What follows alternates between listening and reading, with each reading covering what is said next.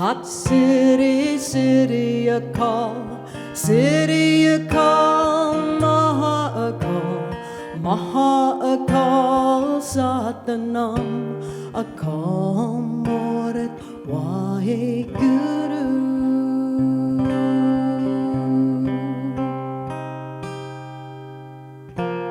Sat City, City Akal, City Akal, Maha Akal, Maha Akal, Satanam Akal Morat Waheguru.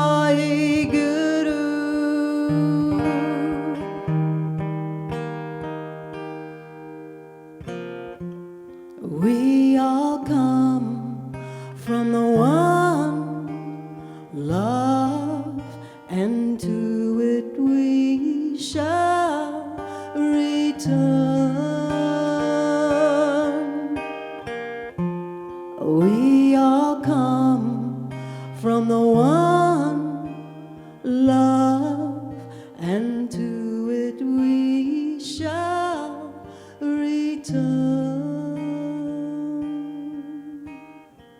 Return, return, return, return, return, return to love. Return, return, return, return, return, return to love.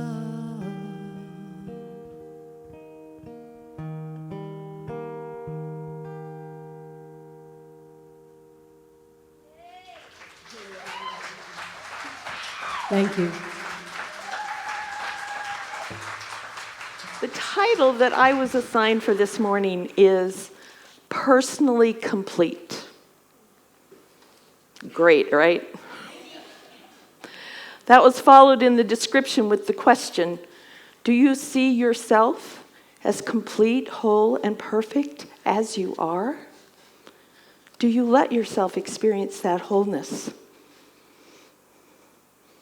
So I had to get honest with myself and say, no.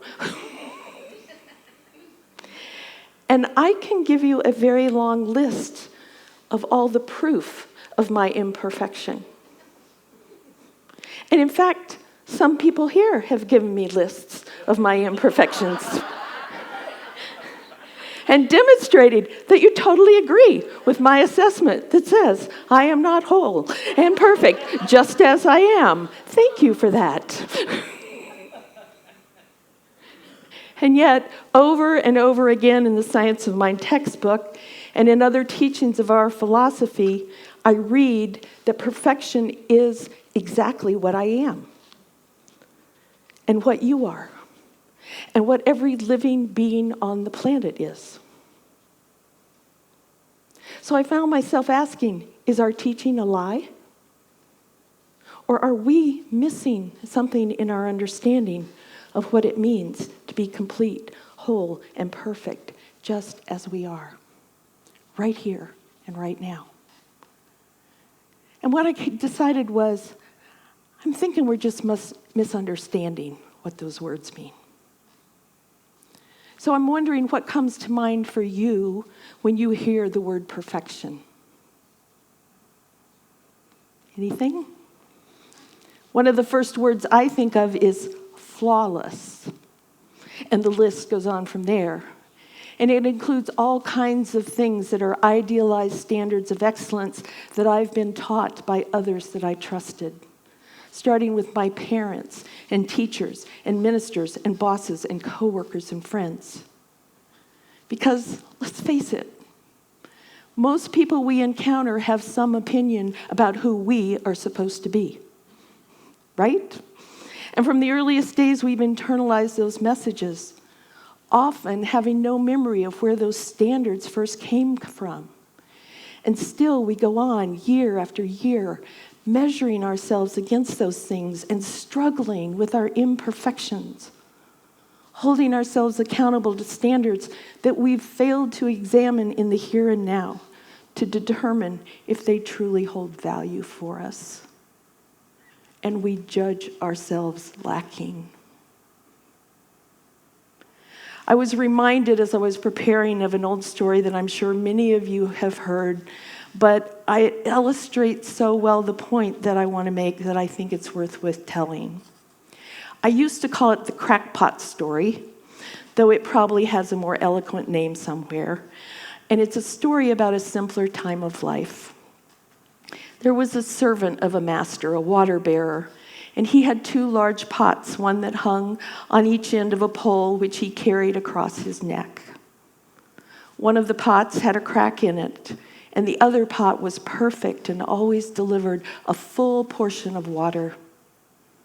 At the end of the long walk from the stream to the master's house, the cracked pot always arrived half full. For 2 years, this went on every day, with the water bearer delivering only 1.5 full pots of water to his master's house. The perfect pot was proud of its accomplishments, successfully carrying out the task for which it was made, and rightly so. But the poor cracked pot was ashamed of its imperfection and miserable that it was unable to accomplish what it thought it had been created to do. After 2 years of enduring this bitter shame, the pot spoke to the water bearer one day down by the stream, and he said, "I'm ashamed of myself, and I apologize to you." "Why?" asked the water bearer. "What are you ashamed of?" "I've been able for these past 2 years to deliver only half my load because that crack in my side causes water to leak out all the way back to your master's house.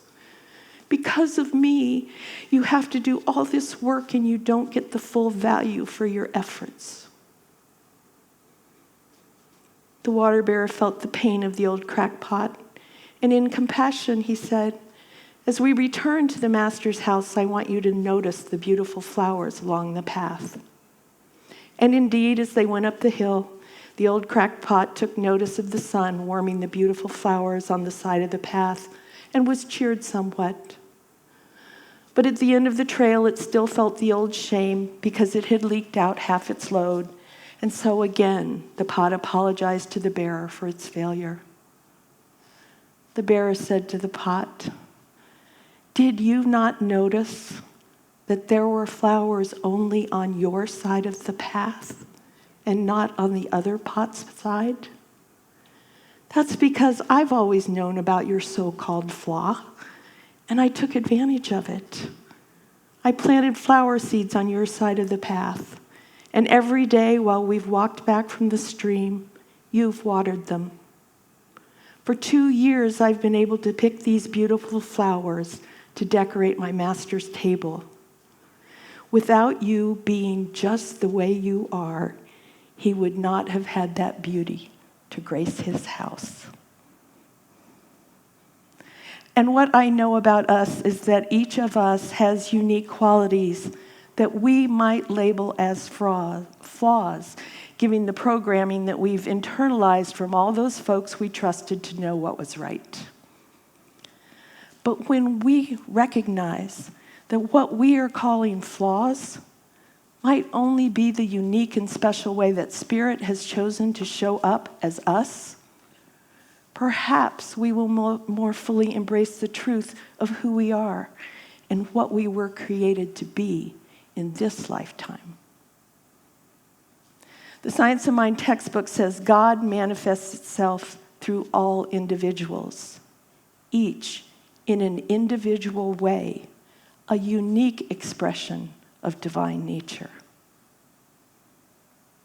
So, what stops us from recognizing that perfection that is unique to who we are as individuals? So I want to confess before I go on that more than any talk I've ever given, I really struggled with this topic and what wanted to be said about it. I think because I was stuck in unhelpful old definitions of wholeness and perfection that I don't meet. And so I felt like a fraud to try to talk to you about them. So as I do when something like that happens, I turn to several books for inspiration. And I want to acknowledge those books because I've woven ideas from them into my talk. And I am very good at paraphrasing what other people say sometimes, and so I don't want to stop and try to tell you who I'm quoting where, because I'm probably not quoting them accurately anyway. But I do want to acknowledge that my talk was very influenced by the books Wherever You Go, There You Are by John Kabat-Zinn, Ordinary People as Monks and Mystics by Marcia Sinitar, and the Science of Mind textbook by Ernest Holmes. And in that last one, it says, life is one perfect wholeness. The universe is a unit. God is one. It is impossible for us to feel separated from the Spirit without feeling lost and in want. It is only as we live in conscious union with the Spirit and consciously let it work through us that we really live, that we know our wholeness. So what keeps us from doing that? And what is wholeness anyway? Sinitar says it's having the guts to live out our convictions in our lives, to face difficult situations and everyday choices in a way that honors what's inside of us, which we know to be our oneness with God. In fact, the true purpose and meaning of each life is wholeness, authentically expressing our own distinct way of showing up as the divine. But finding out who we really are and having the courage to be, do, and express that requires that we face something that we carry within us, that small self that lives alongside the divine within. I call it an enemy, and to face that enemy means facing the obstacles and the rejections of the outer world as we move toward what our real self, our highest self, wants to be. It may mean going against the wishes of those we love or admire. I can tell you that my dad, though he was incredibly supportive despite his reservations, was not a happy camper when I told him I was going to major in theology and go into ministry. He did show up for my ordination the day before my 28th birthday, but he didn't look all that happy about it. He was sure that I would starve and had no future. So saying yes to our unique expression can mean leaving secure ways of doing things to pursue something strange and frightening. It means facing our fears and our hesitations, our desire for security, approval, and rest, all of which are natural goals of the small self who wants guarantees, applause, and to be taken care of. Because becoming whole can mean facing difficulties, and our call is to face them boldly. So why would we put ourselves through such an ordeal? Because there is a truth within our authentic self that yearns to be known. It's in all of us. It is the expression of the truth of what makes each person real, first in their own eyes and ultimately in the eyes of others. An authentic person is someone who has managed to express in the world what is most genuine, truthful, and real about themselves. It is someone who has done the work to live in conscious union with Spirit, allowing them to demonstrate the unique expression of the one that is the truth of who they are. And almost no one ever does it perfectly all the time. I know that there are moments when I feel that and moments when I certainly don't. Again and continually, the writings that would heal us, the teachings that would make us strong, noble, and whole, tell us that growth, power, and wholeness are obtained only through self-knowledge, through truthful expression, and from the courage to act on what we know to be real within ourselves.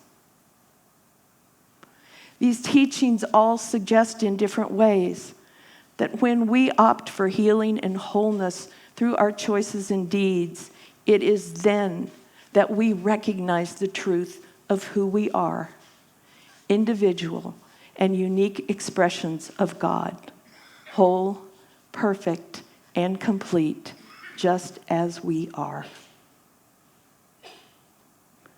Now, I believe that anyone who answers yes to the yearning of the inner self is called, in the original sense of the word called, which was to be addressed by a voice.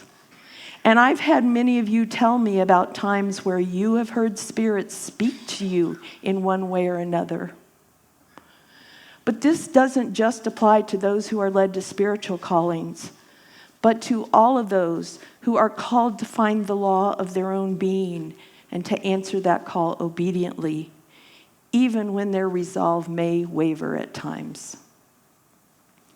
I've always said that no one stayed working in hospice or at the Huntsman Cancer Hospital who was not called to that sacred work. I watched a lot of people come and be in those places for a few months and run screaming from the building. But the people who stay year after year doing that, I know that they are called. And many of them would not identify as spiritual or religious, but I recognized in them the movement of Spirit that led them to serve in such a special way and that sustained them despite the demands of such work. I think the same thing is true of many professions. Teachers especially come to mind, those who stay with that profession for their whole life. That is a calling. I just read the other day that a huge percentage of teachers quit within the first 5 years. My mom went and did her student teaching and quit. She said, "This is not my thing." And I think we recognize when we're in the wrong place. So what happens when we don't choose to say yes to the work required to know ourselves and don't demonstrate the will to follow our calling? Well, unfortunately, the same unwanted stuff keeps showing up in our lives because it's there to nudge us and remind us of the work we need to do. Have you ever noticed there's no running away from anything? Sooner or later, the things that you don't want to deal with catch up with you, especially if they have to do with old patterns and fears.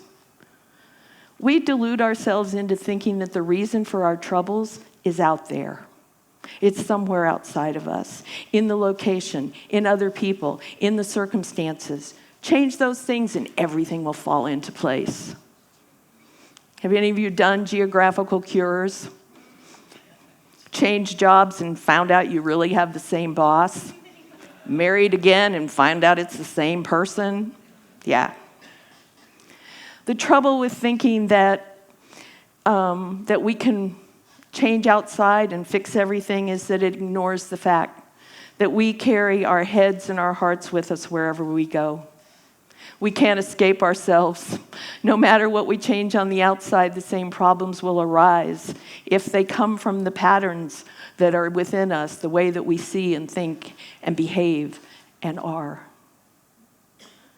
Too often our lives stop working because we stop working at life, because we're unwilling to take responsibility for things as they are and to do the work necessary to deal with our difficulties instead of blaming someone else.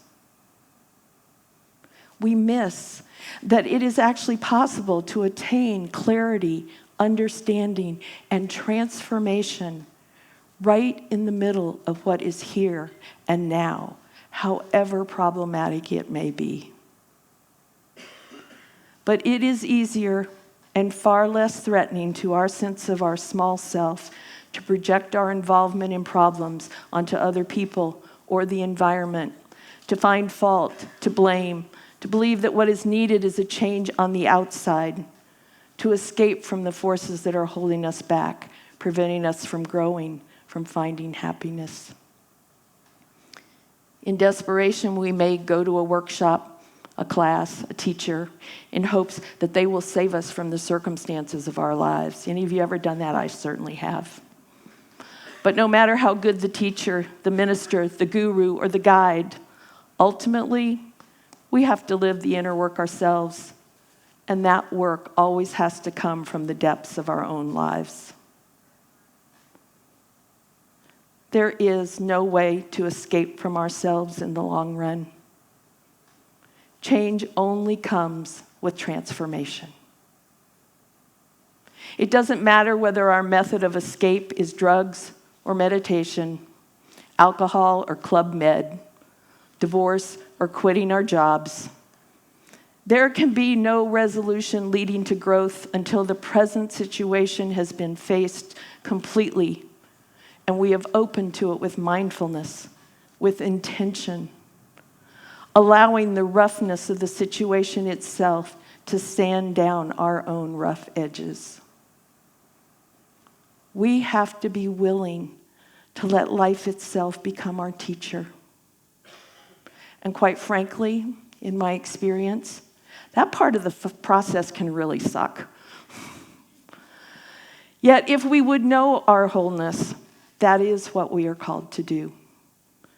The challenge of spiritual growth, of mindful living, is to work with the very circumstances we find ourselves in, no matter how unpleasant, discouraging, limited, or unending and stuck they may appear to be. And make sure we have done everything in our power to transform ourselves before we decide to cut our losses and move on. It is right here that the real work needs to happen. In reality, there is always something or someone to dislike. So why not let go and admit that we might as well be at home wherever we are?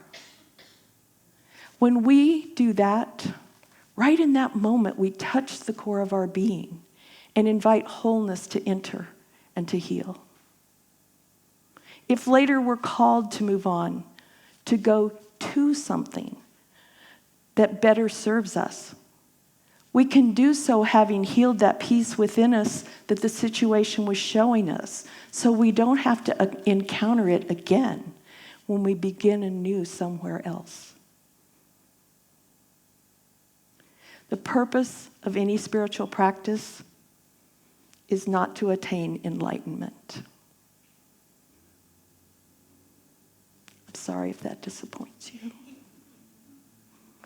It is to learn to pay attention, even at unextraordinary times, to the here and now moment. To be present to nothing but the present. To bear this mindful awareness of now into each event and each moment of ordinary life. To notice that the unique cracks in my side that I judge so harshly are causing flowers to grow and bloom and bring beauty to the world. And I'm also sorry to tell you that none of this happens overnight. This journey takes many, many years, and at the same time, it can only happen in the now moment. It is not for the faint of heart, only for those who are willing to give up on ease and conformity, to live and speak their truth now, and every now. I want to shift gears just for a minute because it felt really weird for me to be talking about this at this time of the year and kind of ignoring what else is going on at this time of year. So I want to acknowledge that we're in the time of year that is filled with many spiritual holidays, each in one way or another that acknowledge the stark contrast of darkness and light. I think the majority of us are most familiar with the holiday of Christmas, though I'm sure we're all aware also of Hanukkah, Kwanzaa, and the winter solstice.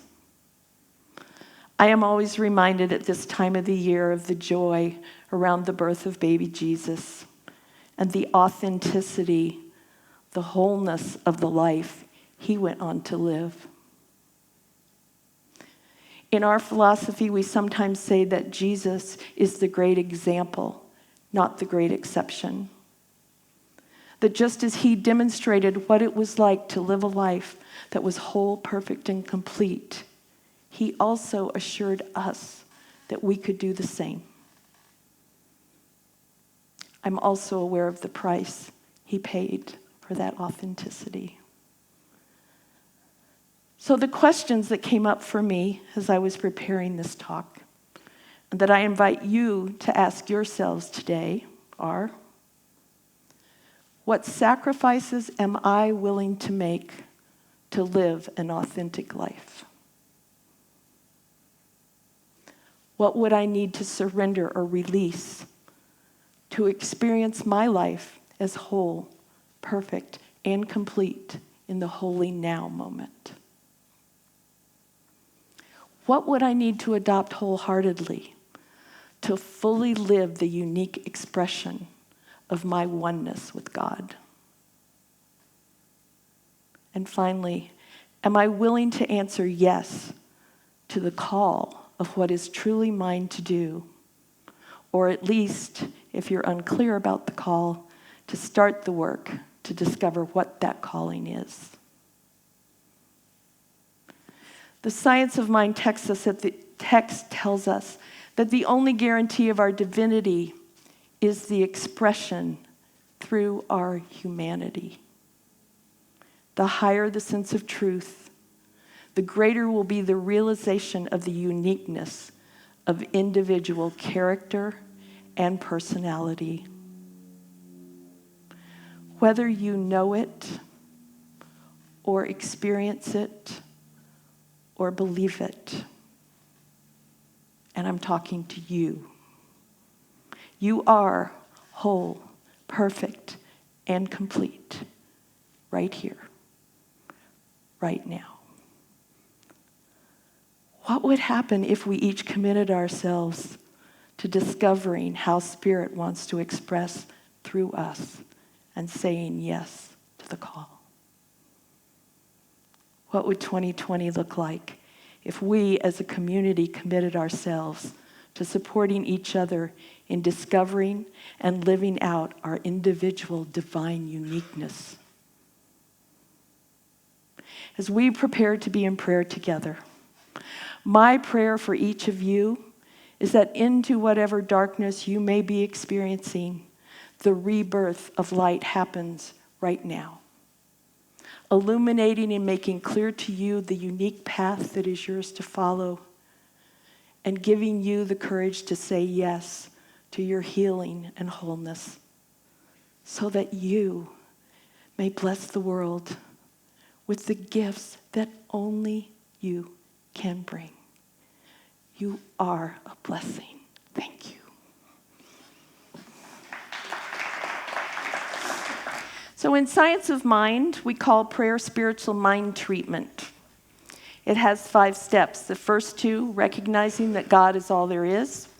And then secondly, that we are each one with the allness of God. And the next step is called realization. When we realize that truth of our oneness by affirming as already so what we desire to know. That's what our practitioners are here to do for you. So I'm going to pray the first 2 steps, and then I will be quiet. You can then line up in the 2 aisles and come forward to the first available practitioner and tell them the truth of what they can know for you today. They don't need to have a story. They just want to know your heart's desire. It can be as simple as, I want to know what my calling is, or I want light to enter this place of darkness in my life. Whatever it is that you want, just one little sentence, tell them what you want, and then they will know that for you and pray it out loud for you. And when we have finished with that, I will close the prayer with the steps of gratitude for truth and release into the law, which does the work. So let's be in prayer.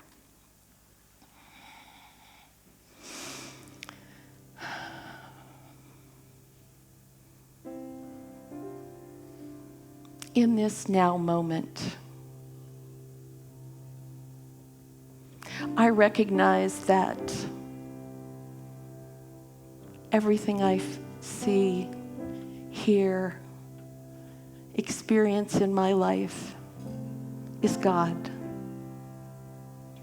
expressing in so many unique and magnificent ways. From the beauty of the earth and all the living plants and animals and people on that earth,